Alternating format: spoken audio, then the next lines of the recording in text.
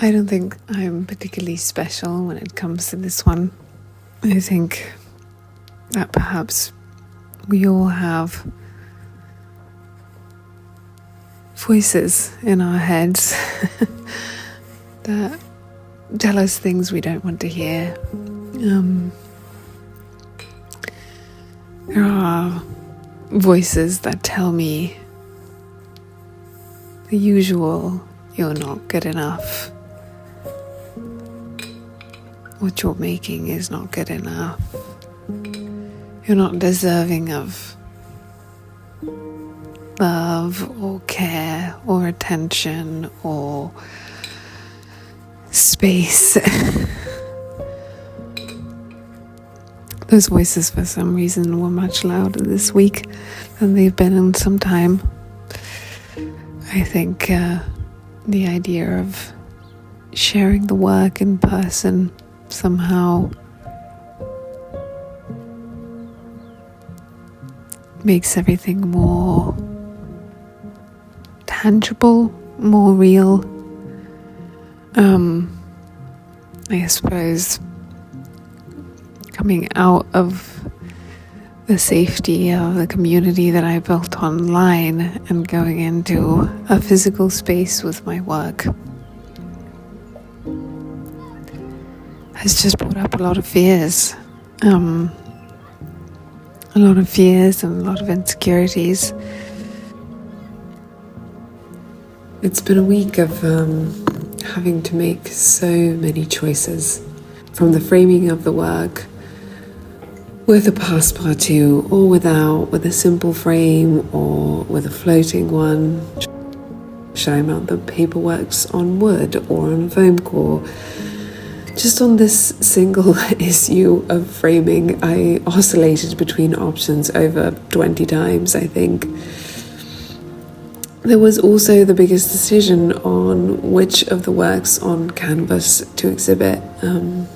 So I ended up taking each one out one by one and making some final touches that I felt they needed.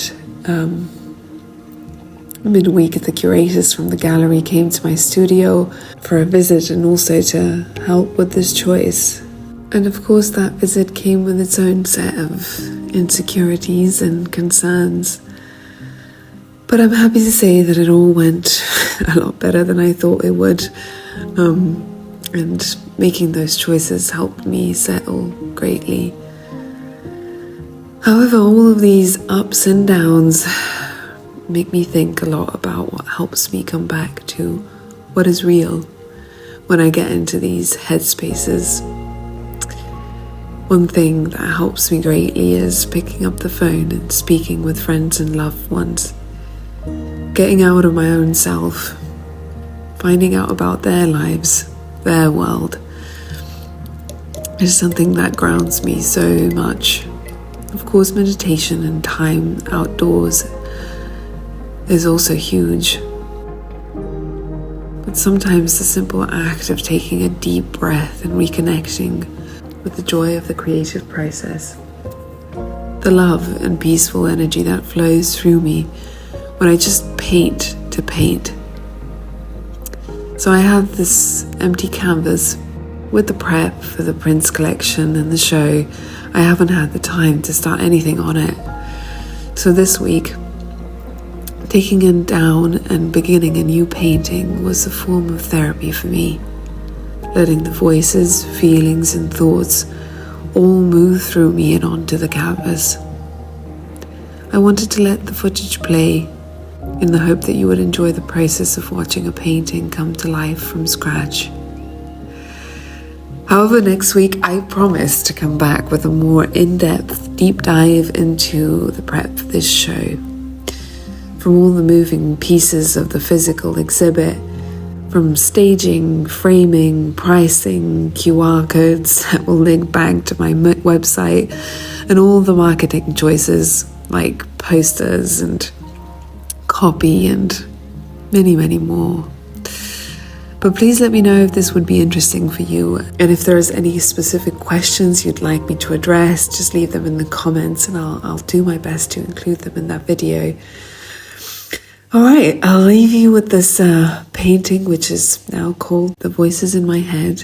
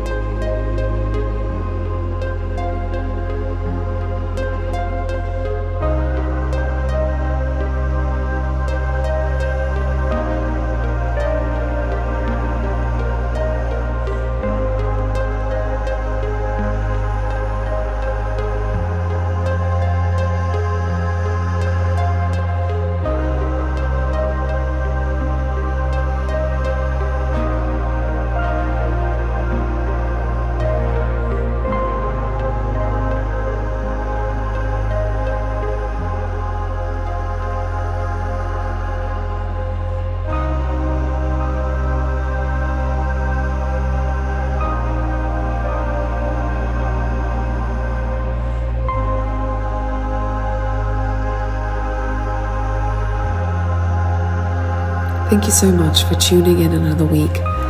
Please don't forget to subscribe, and until next time, sending you all so much love and wishing you a wonderful creative week, whatever shape that could take for you.